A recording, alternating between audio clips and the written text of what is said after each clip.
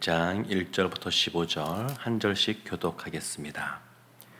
유다의 왕 요시야의 아들 여호야김이 다스리기 시작한 때에 여호와께로부터 이 말씀이 임하여 이르시되 여호와께서 이와 같이 말씀하시니라. 너는 여호와의 성전들에 서서 유다 모든 성읍에서 여호와의 성전에 와서 예배하는 자에게 내가 내게 명령하여 이르게 한 모든 말을 전하되 한마디도 감하지 말라. 그들이 듣고 혹시 각각 그 악한 길에서 돌아오리라. 그리하면 내가 그들의 악행으로 말미암아 그들에게 재앙을 내리려 하던 뜻을 돌이키리라. 너는 그들에게 이르어치 이르라. 여호와의 말씀에 너희가 나를 순종하지 아니하며 내가 너희 앞에 둔 내 율법을 행하지 아니하며 내가 너희에게 나의 종 선지자들을 꾸준히 보내 그들의 말을 순종하라고 하였으나 너희는 순종하지 아니하였느니라. 내가 이 성전을 실로같이 되게 하고 이 성을 세계 모든 민족의 저주거리가 되게 하리라 하셨느니라. 예레미야가 여호와의 성전에서 이 말을 하매 제사장들과 선지자들과 모든 백성이 듣더라.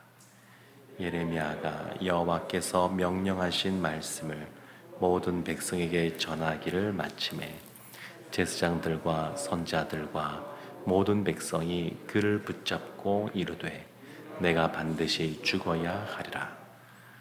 어찌하여 내가 여호와의 이름을 의지하고 예언하여 이르기를 이 성전이 실로 같이 되겠고 이 성이 황폐하여 주민이 없으리라 하느냐 하며 그 모든 백성이 여호와의 성전에서 예레미야를 향하여 모여드니라. 유다의 고관들이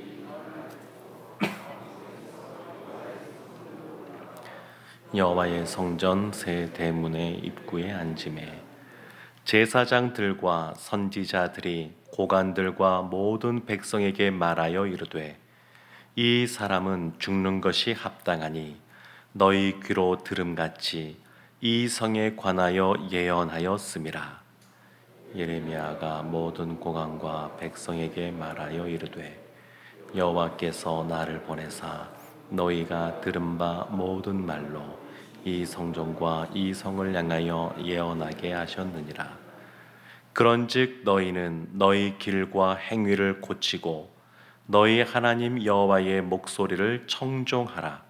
그리하면 여호와께서 너희에게 선언하신 재앙에 대하여 뜻을 돌이키시리라. 보라, 나는 너희 손에 있으니 너희 의견에 좋은 대로 옳은 대로 하려니와. 함께 보겠습니다. 너희는 분명히 알아라. 너희가 나를 죽이면 반드시 무죄한 피를 너희 몸과 이 성과 이 성 주민에게 돌리는 것이니라. 이는 여호와께서 진실로 나를 보내사 이 모든 말을 너희 귀에 말하게 하셨음이라. 아멘. 예레미야 선지자는 남유다가 멸망할 때에 그 나라가 멸망하게 될 것에 대해서 예언했던 그러한 선지자입니다. 그리고 실제로 나라가 망하는 것을 두 눈으로 지켜본 그러한 선지자입니다.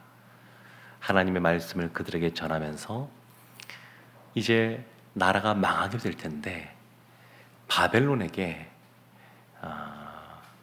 대항하지 말고 그냥 그것을 받아들이고 포로로 잡혀가는 것을 인정해라, 이런 말을 했습니다. 그러니까 남유다에 있던 그 유대인들이 이 예레미야의 말을 순순히 받아들일 수가 없는 겁니다. 어떻게 나라가 망하는 예언을 하느냐, 어떻게 포로로 잡혀가는 그런 예언을 하느냐. 그런데 사실 이런 예언을 하는 예레미야도 괴롭습니다. 하나님이 말씀하셔서 그 말씀을 있는 그대로 전해야 되긴 하는데, 그런데 예레미야도 유대인이고 자신의 나라를 사랑하는 사람이고 자신과 함께 살아가고 있는 이 땅에 있는 사람들이 그래도 안전하고 행복하게 평안하게 살기를 원하는데 하나님이 주신 말씀은 그것이 아니라 너희들이 이제 심판받아 망하게 되니까 그냥 순순히 포로로 끌려가라 이렇게 예언을 해야 되니까 이 예레미야 안에 참 많은 갈등과 또 어려움이 있었고 이 말을 전할 때 사람들이 보인 반응 때문에 또 참 어려움들을 많이 겪었습니다. 그러니까 예레미야가 할 수 있는 것은 뭐냐면 우는 것밖에 없는 겁니다. 그래서 이 예레미야 선지자는 참 많이 우는 사람으로 성경에 나오고 그래서 별칭이 눈물의 선지자라고 나옵니다. 오늘 말씀은 이 여호야김 시대 때 이야기입니다. 이제 나라가 망하기 얼마 남지 않은 그러한 시점에 이제 이 예레미야가 예언을 하게 되는데 예언이라고 하는 것은 하나님이 하신 말씀을 전하는 겁니다. 그러니까 하나님의 그 말씀을 전하는 이 통로로서 쓰임 받는 것이 선지자인데 2절 말씀에 보면 이렇게 나옵니다. 여호와께서 이와 같이 말씀하시니라 너는 여호와의 성전뜰에 서서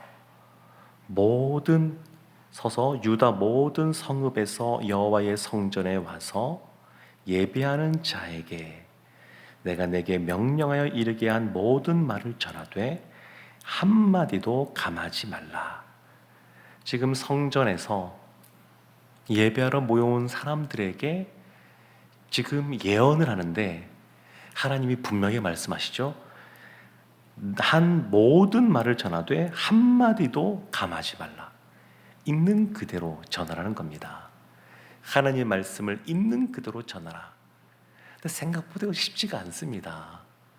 축복의 말을 전한다 그러면 그래도 괜찮은데 지금 이 선지자들이 활동을 많이 할 때가 언제냐면 나라가 힘들어지고 나라가 멸망할 때, 또 나라가 멸망하고 포로로 잡혀갔을 때, 그때 하나님이 하나님의 선지자들을 집중적으로 많이 보냈습니다. 근데 이 심판에 대한 이야기를 또 선포해야 되니까 참 그것을 있는 그대로 말하기가 생각보다 어렵습니다. 저는 이제 늘 말씀을 이렇게 전하는 사람으로 있다 보니까 이런 고민도 참 많이 됩니다.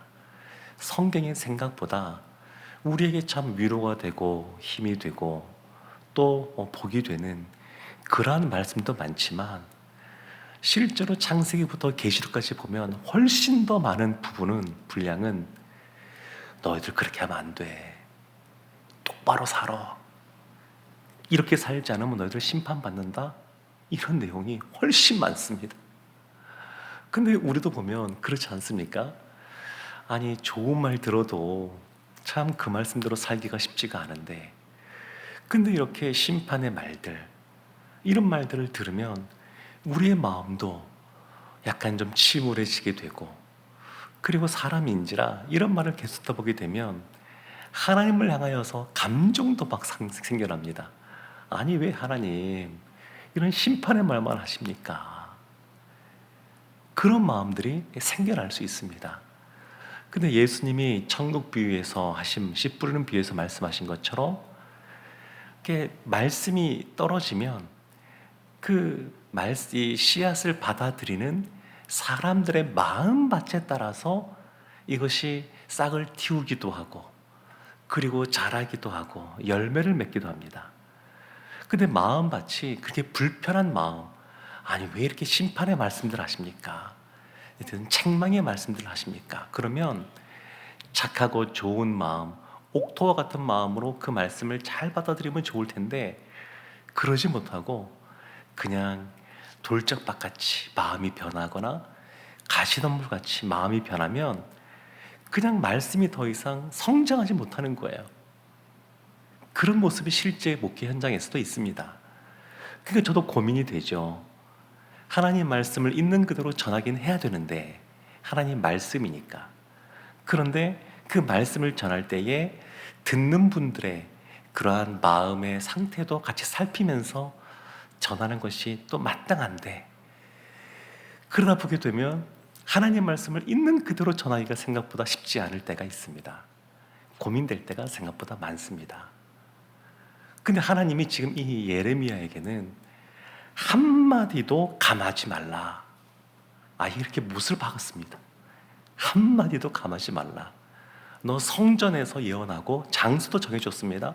성전에서 예언하고, 성전을 사모하고 성전을 사랑하고, 그래도 예배드린 걸 사모하는 사람들, 그 사람들이 이 각지에서 이 성전으로 모여드는데 그들에게 말하는 겁니다. 누구보다 종교적인 열심이 있는 사람들, 스스로 하나님을 생각한다고 하는 사람들, 그들의 모인 그들 앞에서 한마디도 감하지 말고 말을 해라. 이렇게 그래서 하나님 말씀하신 대로 이게 예언을 하니까 그 결과가 이제 8절에 나오게 되는데, 8절에 이렇게 나옵니다. 끝부분에 보게 되면 제사장들과 선지자들과 모든 백성이 그를 붙잡고 이르되 내가 반드시 죽어야 하리라. 반응입니다. 예레미야, 너는 반드시 죽어야 된다. 너를 죽이고야 말겠다. 이것이 반응입니다. 하나님이 이런 반응을 예상 못하셨을까요?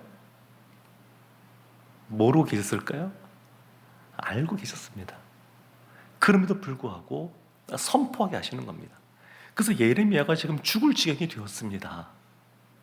11절 말씀에 보면 또 사람들이 모여서 10절도 보면 고관들도 올라오고 막 지금 난리가 났습니다. 성전에서 이와 같이 예언을 하니까 사람들이 막 지금 소동이 일어나고, 그리고 고관들도 같이 모여들어서 갑자기 그 성전 고기가 마치 재판장처럼 이렇게 변했습니다. 그러면서 결론이 뭐냐면 11절 이렇게도 나오죠. 제사장들과 선자들이 고관들과 모든 백성에게 말하 이르되 이 사람은 죽는 것이 합당하니.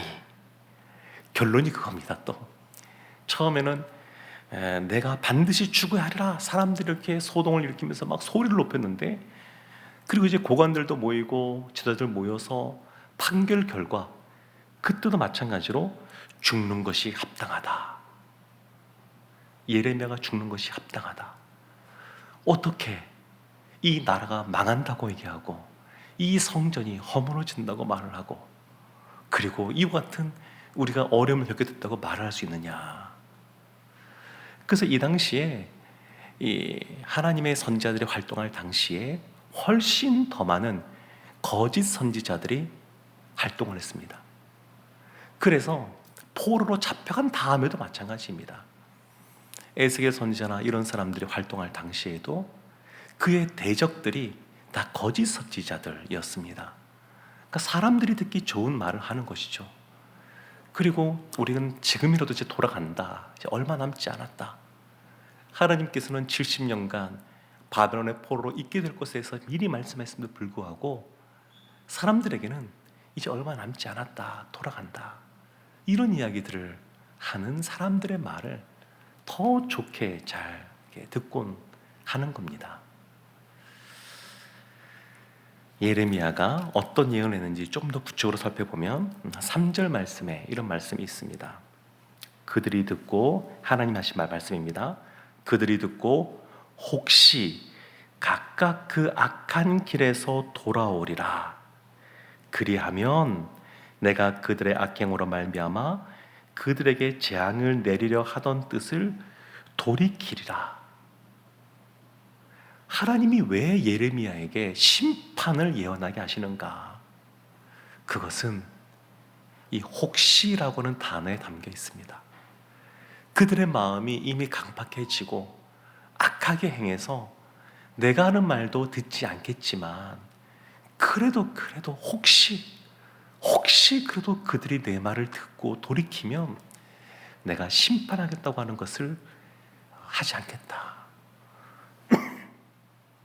나라가 망하게 되고 포로로 잡혀가게 되고, 이미 하나님이 예언하셨지만 하나님이 하신 말씀을 하나님이 거두어 들으시겠다는 겁니다. 이게 하나님의 마음입니다. 왜 나라가 망하고 힘들 때 선지자를 많이 보내느냐?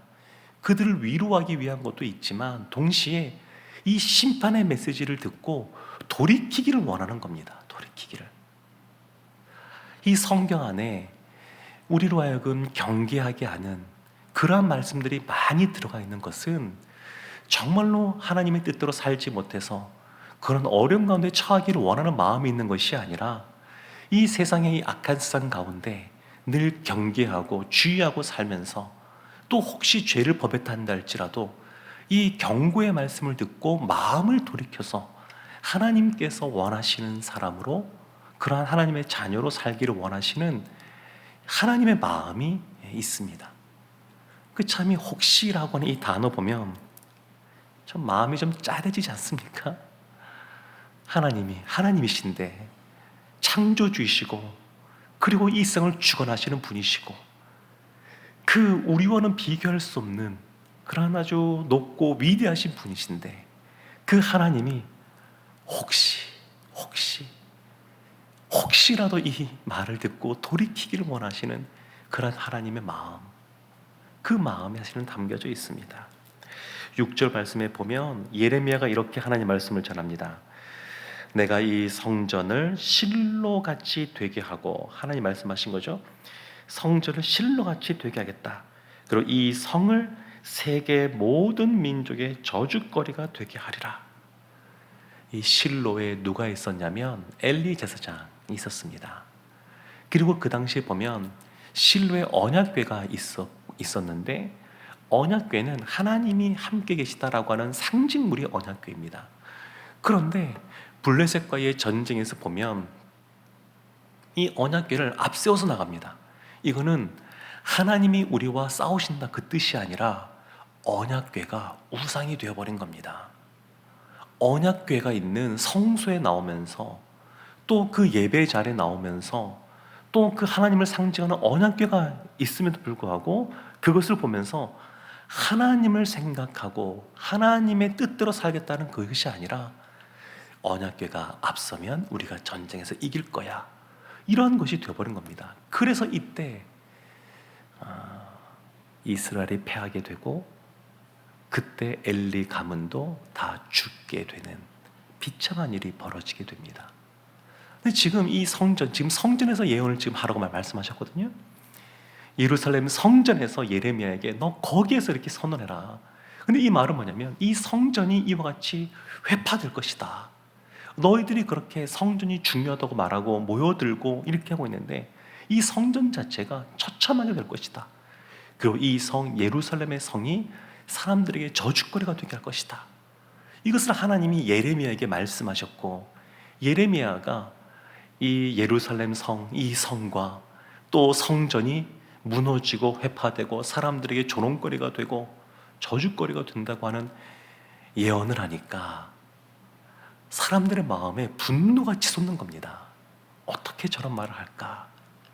그러니까 반드시 죽여야 되리라. 이렇게 지금 그들이 결심했던 겁니다.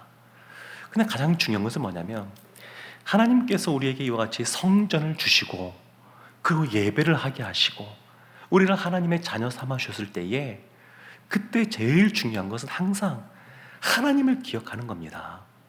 하나님이 무엇을 원하시는가? 무엇을 말씀하시는가? 무엇을 기뻐하시는가? 늘 그것에 대해서 우리가 생각하지 않으면 어느 순간 마음이 굳어지고 생각이 굳어지고 그래서 하나님으로부터 멀어질 수가 있습니다. 그래서 늘 하나님과 어떻게 하면 더 친밀할 수 있을까? 늘 우리가 그것에 대해서 관심을 기울여야 됩니다. 사랑하는 성도 여러분, 예레미야가 13절에 이렇게 말합니다. 너희는 너희 길과 행위를 고치고 여호와 하나님 여호와의 목소리를 청종하라. 그리하면 뜻을 돌이키시리라. 하나님이 말씀하신 것처럼 다시 한 번 더 이렇게 이야기합니다. 돌이켜라, 돌이켜라.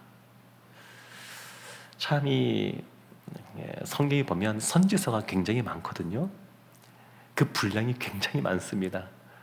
소선지서도 뭐 12권이나 되니까 그것만 해도 분량도 많고 책도 많은데 저도 선지서 말씀을 전할 때마다 그렇게 부담스러울 수가 없습니다. 이것이 우리에게 복된 말씀을 전할 때도 있지만 참 우리 신앙생활하면서 경계되는 말씀이 많이 나오기 때문에 이번 달 내내 예레미야서를 전해야 되는데 설 때마다 저는 아마 부담스러울 것 같습니다. 근데 이것이 우리 성도님도 그렇고 저도 그렇고 전하는 저나 듣는 여러분이나 사실은 하나님 앞에 그럼에도 불구하고 하나님이 이것을 우리에게 알게 하기 원하신다 라고 생각하고 이 말씀을 착하고 좋은 마음으로 받아들이는 우리가 되기를 원합니다. 하나님의 말씀을 듣고 하나님의 뜻대로 청종하는 삶을 살아가는 우리 모두가 되기를 주님의 이름으로 축원합니다. 아멘.